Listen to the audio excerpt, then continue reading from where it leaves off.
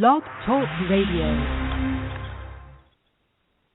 Hi, and welcome to Conscious Talk Radio. I'm your host, Linda Summers, and we've got a great show for you today. Our topic is Success in Love, from self-love to deep, lasting love with Anat Peri. But I want to give you just a little bit of information about Anat. She is a love coach. She works with men and women who are failing at dating, falling out of love, really, failing at dating, and are ready for a relationship that lasts and deepens over time. And with that, I'd like to welcome Anat to the show. Hi. Hi, Linda. How are you? I'm doing great. Thank you. Thank you for being here. Thank you for having me. Yes, you're welcome. I mean, self-love is a huge, huge one, and it really does begin there. So we have 2 points of interest. We're going to talk about self-love and deep, lasting love. So we're going to be wrapping this whole conversation around that. And so I guess I would like to begin with, we could begin with really how did you come about to all of this, a very kind of condensed version of that, and then let's dive into, because you had to come into self-love first, and how that kind of to the self-love. Yeah, well, about 3 years ago, I was living in New York in a 5-year relationship and just miserable in New York, miserable in my relationship, and not willing to leave it, holding on like most people do, hoping one day, someday, it'll just transform itself, and just constantly seeking that solution and answer outside of me. So I didn't do anything about it, but the universe definitely stepped in and was a catalyst for me actually not only leaving that relationship, but leaving New York and heading west to California. I was bitter. I was angry at how things went down with my ex, and I kind of mulled in that for a while, probably, a month or so before I started to just look within and start really praying for, peace, clarity, and just freedom from this anger that I had. And I started to see that, I was creating that. I was cultivating that. He's moved on. He's good, or so I thought anyways. But for me, it was more that I was still suffering. And, how could I do that to myself? How could I really not, honor myself enough to get through it all? So I took I want to go, if we can, I would like to go back to how the universe stepped in, because I think that's a key aspect. That had to be the catalyst that really kind of helped you leave this relationship, yes? Yeah, absolutely. Well, so how was he went. You say that? Part of it was me praying, was me and knowing, and I say praying, knowing that I wanted more. I'd see people in love or, new engagements. My sister had gotten engaged. And I was like, oh, wow, I want that. And I saw that, I've been in this relationship for 5 years, and we haven't talked about that. We haven't taken that step. And I kept saying, I want that. And the universe was like, okay, well, it's not going to happen here. So I woke up one morning, and he had just gotten back from a trip, and something had me, look in his bag, to be honest. And I found a note that said, it's lovely to meet you, from some girl. And so I thought to myself, oh, my God, I think he met someone, and he's going to leave me. And it was a frightening experience, but at the same time, I got in the shower, I bawled my eyes out, and I said, but now you can let go. You know that this hasn't been it for a while.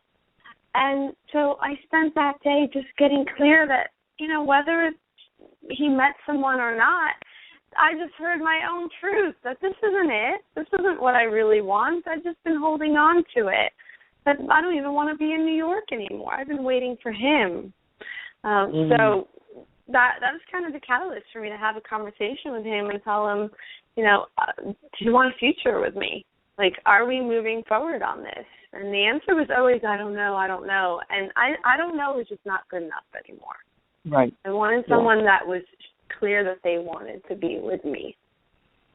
And so I chose to leave the relationship and leave New York. So 3 weeks later, I hopped on a plane to California with a few $1,000s to my name and just a deep knowing that this is what my heart desired.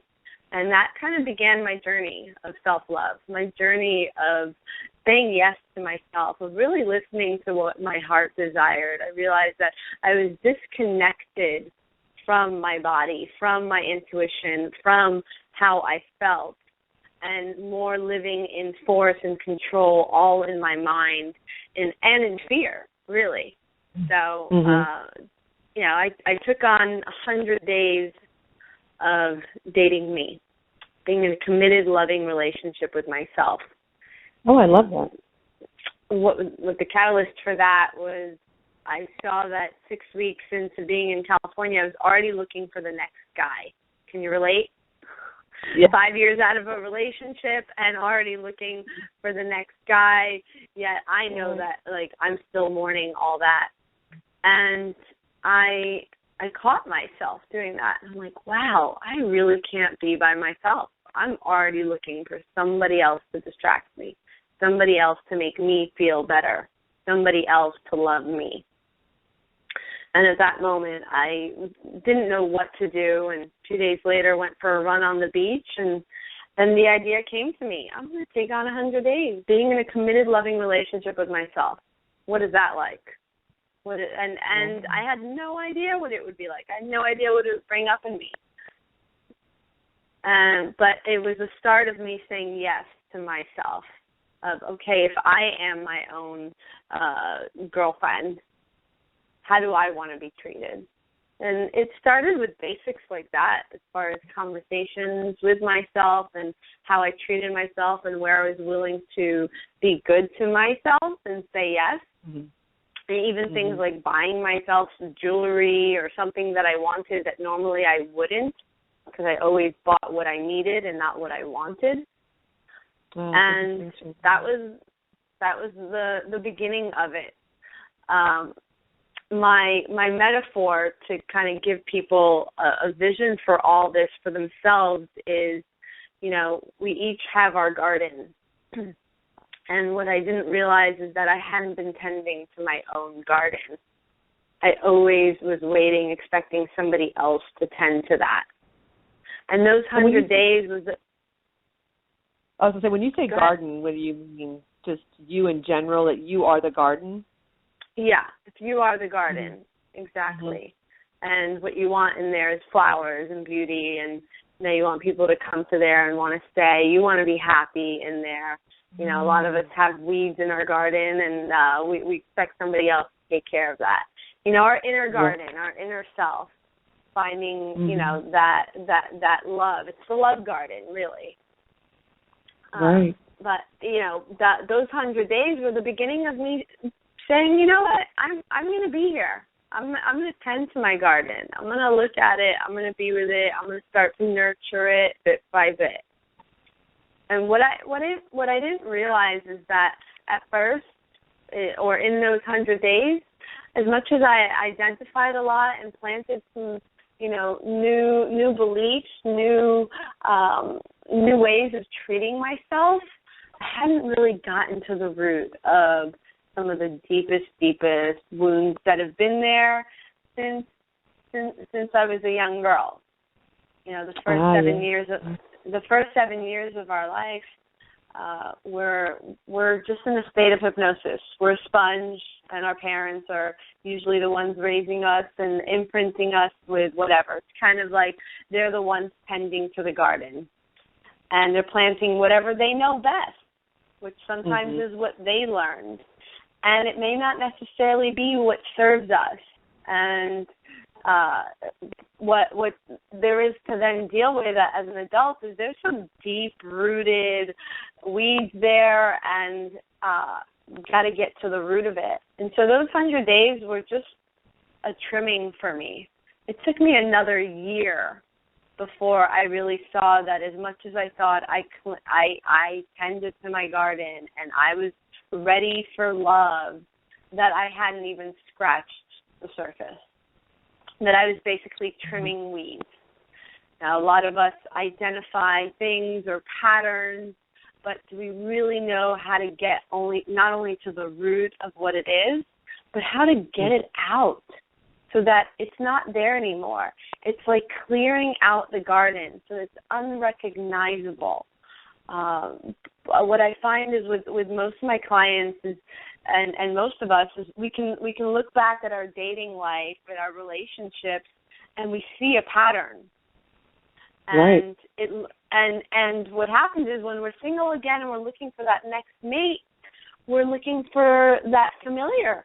Like, we hit it off. It was so great. You know, he's this, he's that. Like everything that feels right and feels familiar.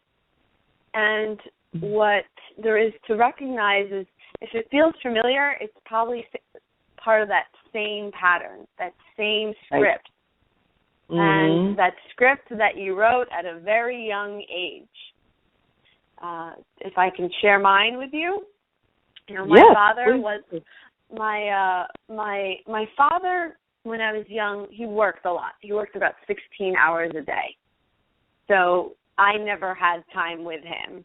And as a little girl, that was the man in my life. That was the relationship in my life. So there's no logic until you're 7. And this was all prior to age 7. And so based on how he was with me, the little bit of time that he spent with me, to me, that was the imprint of, this is what a loving relationship looks like. The man is going to pick something else over you. He's going to make something else more important than you. But, take what you can get and don't bother asking for what you want and need, because it's always going to be a no. Because I'm sure when I would say, Daddy, come play with me, he'd say, no, honey, I have to go to work. I don't understand why he has to go to work. I just hear him saying something else is more important than you. And so all these beliefs are the deep roots that I wrote my script of what it's going to be like in a loving relationship, because that was the man in my life at the time. This is what man in your life looks like. He's going to put something else first, whether it's video games with my first boyfriend to business, to work, to, other women, to friends. And I always just accepted it because it looked familiar. This is the script. This is the role they play. This is what it looks like. And so I invite those listening to this call to really take a look at and see if they can identify what's the pattern that they've been in all their relationships, so they could see the characters, because you created this movie, a long time ago. It's time to retire the script. People keep thinking it's time. It's the guy. I need a different guy. No, you keep giving him the same role to play, and that role is familiar, and that's why you attract that same familiarity. Now, when I finally embarked on this journey of digging deep into my garden, and it wasn't a walk in the park. It wasn't an easy process, because it's your identity. It's what's always been in your garden. It's what's always been familiar. So you're going to feel the fight. You're going to feel your ego, your identity fight against you releasing those beliefs that you are worthy, and that you can be first, and someone can love you and stay with you forever. All those things that seem not familiar, because what's in your garden is, don't trust in love. Men are going to put something else before you. Don't be vulnerable. Vulnerability is weak. All these beliefs. When I removed those beliefs, I didn't know what would come in next. And that fear of the unknown that we all have is something that we need to start to get comfortable with. Getting comfortable in the unknown, because it creates a space for miracles to show up. Absolutely. But when I did the deep work myself and released everything that was in my way, I started to actually unravel and discover who I am and what I want, and that I do have the say, and got my power back from everything that was limiting me, that was holding me down. And then it became a game of, well, so if I can plant anything, if I can design it any way, now that I'm free from my past, what do I want? What do I really want in here?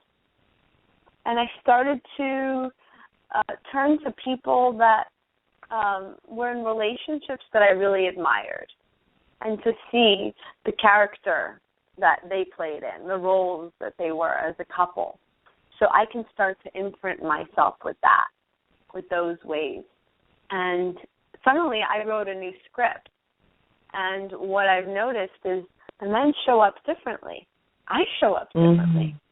Right. So if it looks familiar, that's a red flag. You're probably going down the same, you're probably still playing that same tune. The key is to take time to identify the script, to erase that script, which again I say is not an easy process, but that's the work that I do with my clients, is I help them really get in there and get in the dirt and pull out those beliefs. And then start to plant in what you want and realize that it's not going to be familiar, but it's going to be exciting. So it's like if you've always played a comedy role. You know, those actors that have always played in comedy and they're like, I just want to be taken seriously. I want something else. I'd love to do drama. And then that one producer comes and says, you know what? I'm going to give you a chance. I'm going to give you a chance at a drama.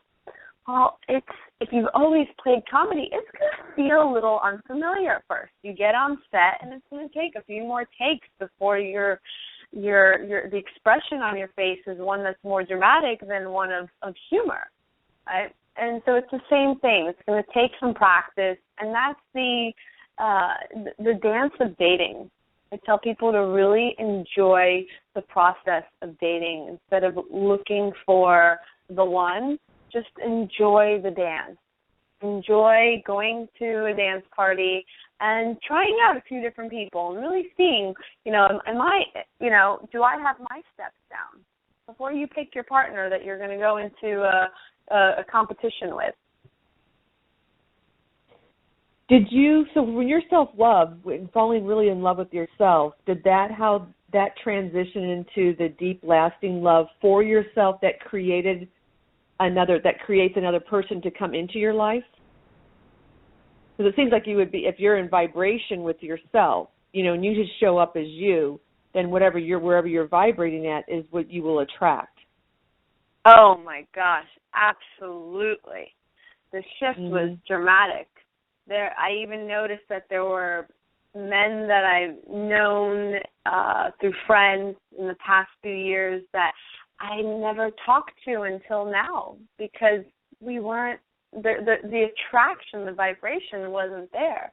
So the more I shifted that and was able to come from love, love, everyone's like, I want to be in love, I want to fall in love, and consider that love doesn't exist out there.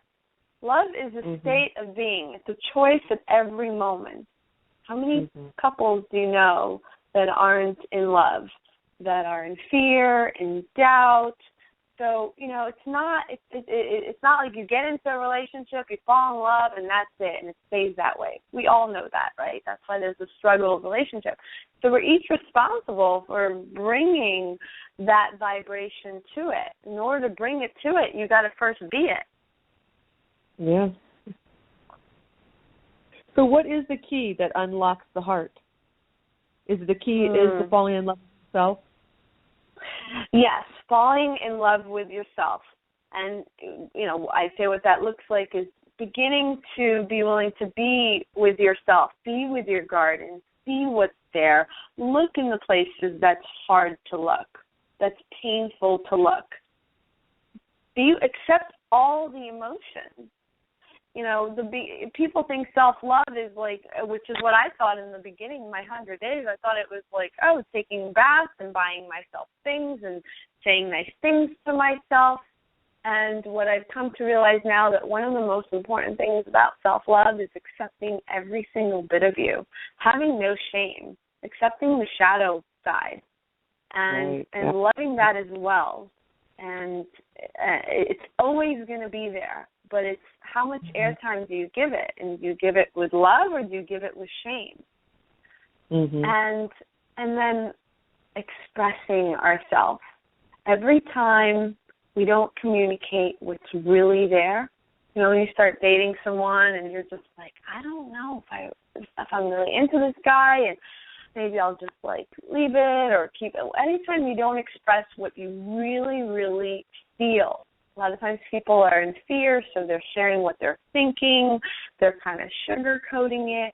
But when you don't express in raw what you really are feeling in that moment, which may not be a feeling of excitement, it may be doubt, when you don't give that a voice, you are actually, it's like as if you have a child that wants to speak and you're saying, no, you don't get to talk. You're not giving yourself that voice, and that is not self-love. But would you be saying this to the person, or is it an expression? I mean, 'cause that could be kind of hard to do. If you're so used to not expressing and all of a sudden you have to express, I think it would be wonderful, but is that what you're referring to, is really sharing with them from a loving place, obviously, but sharing with them and expressing to them, or just expressing to yourself and letting yourself know how you feel about this, that there is a question, so, you know what I mean, like what's the question that you have around this person? Definitely taking some time to start with yourself, right? And being willing to be like, a lot of times we bury those emotions or those those feelings, and we're like, no, everything's good, everything's great. He's so wonderful. Like, we logically go to all the reasons why we shouldn't say that and everything is fine, instead of, well, let go of the reasons, let go of the thoughts in the mind. What is my intuition telling me? What is my body telling me? What am I feeling right now? I'm not feeling comfortable. I'm not feeling safe. So connecting with that yourself. And if you can't move through it where you're back to feeling love, you're feeling joy, to feeling grounded, to feeling excited and happy, well, then there's something to definitely communicate. And, communication is the key to really connecting. If we're not sharing our feelings, if we're not sharing all those feelings, where's the intimacy? Intimacy is into-me-see. Yeah. Showing ourselves. And what I find is a lot of times when we give ourselves that voice of whatever that concern is or that feeling is, that it disappears. As soon as we voice it, it just wanted to be heard. It doesn't mean it's really real, but it releases it. And the other person gets to relate and really see where you're at. And that's how you move through it together. Well, I think there's a lot of freedom in that, too, if there's an understanding between two people that we're able to share and express truly how we feel without judgment, right? Because we usually oh, well, I didn't say that. That's not what you know what I mean? So there's always this defense mechanism that comes up. But when two people are really sharing, if you're really sharing from your heart in a very loving way, I think it can be very, very different. Yeah, and, it's an important foundation of the relationship. And don't you find, too, that better than nothing, that people go into relationships, well, this is better than nothing, so then, again, we're sacrificing ourselves for something that's really not even a match for us, so to speak. Oh, yes, yeah. That was me in my 5-year relationship. By the end of it, I was like, well, he's good enough. He fits a lot of the criteria. I guess this is as good as it gets. I'm not getting any younger. So I'm just going to make it work because we've been together so long and all these reasons. And really, I wasn't being true to myself. Think of yourself as like there's that inner child in us. Right. That just wants to be heard, wants to be loved. And taking time every day to connect with your feelings. I'm a big fan of journaling, of whatever I'm thinking or feeling, writing it down so that I could get it out of me and I could look at it on paper and be like, and it gives it a chance to release it. And then just taking time to be out in nature. Right. Nature's really healing as well. So it's just like taking that time to be with your own inner child and really listen and then express what's there. I love that. I love that. So what's one thing that you can share with our listeners that really has helped you on your journey? To get that of myself until I come from love, that it doesn't exist outside of me. The biggest thing was getting that I am loved. Love is a state, just like anger is a state of being, and judgment is a state of being, and all of them are in me, and all of them, whatever I'm feeling, I have to voice out. Now, I really want to hit upon anger for a second, because we're all so like, I want love, I want happiness. Yeah. And, for me, absolutely, that's what I've always wanted. And other than my mother, no one else really in my life ever saw anger come out of me. And so I thought, I just don't get angry. It's just, I don't get angry. I'm a very calm, zen person, blah, blah, blah. I don't get angry. And really, what I learned is that I don't express anger. I harbor it. I bury it. And I don't use it, but that it uses me like a parasite living inside of me. And I've done some deep work to release that anger and let it be expressed. It's like moving that parasite out. Yeah, so for those that are listening that can relate to, I don't get angry, I don't feel anger, it's in there. We all have all of it, all these ways. And so allow yourself to tap into anger and resentment and judgment so that you can clear it out and so that you can give it a voice and accept it too, because it's a part of us.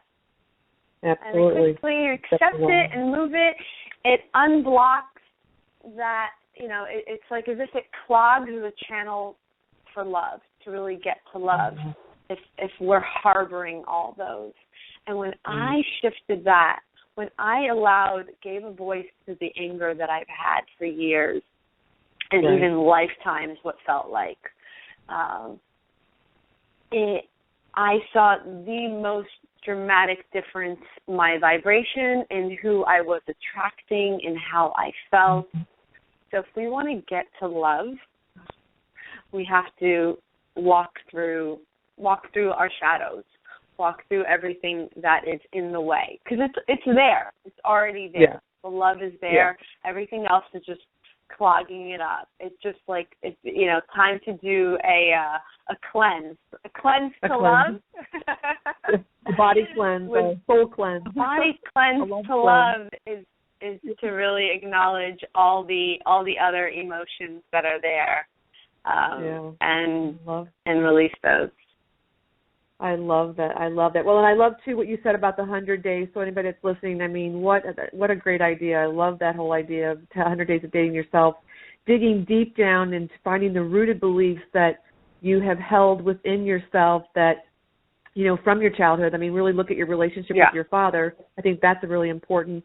And the other thing, what I really heard was really getting your power back and being able to speak. So thank you so much for being on the show. And if I can give one other little tidbit, people realize that you're always going to have your shadow side there, all those ways that you used to be that you don't really want to. So when picking a partner, really look for someone that's going to bring out the best in you, not the beast in you. If what they're triggering is you to get back to like eating junk food and not working out and all those ways that you used to be, that's not the healthiest of partnerships. So look for someone that's going to have the key to your heart and not the key to the cage. Absolutely. Thank you so much. We really greatly appreciate having you on the show. And, I mean, everybody, like you said, wants love. And so the way to begin that is self-love. And then that becomes in the deep, lasting love for yourself. So thank you, Annette, for being on the show so much. We greatly appreciate it. Thanks so much, Linda. Welcome. And thank you for all the listeners who are out there who joined us today and the ones who will be joining us via YouTube. We thank you so much. Please follow, subscribe, comment, and like us. And you can join me next week, September 3rd, for my next show on 4 Steps to Fast Results with Priya Baines. So thank you again, Annette, and we'll look forward to seeing you really soon. Thanks again. Okay. Bye-bye. Okay. Bye.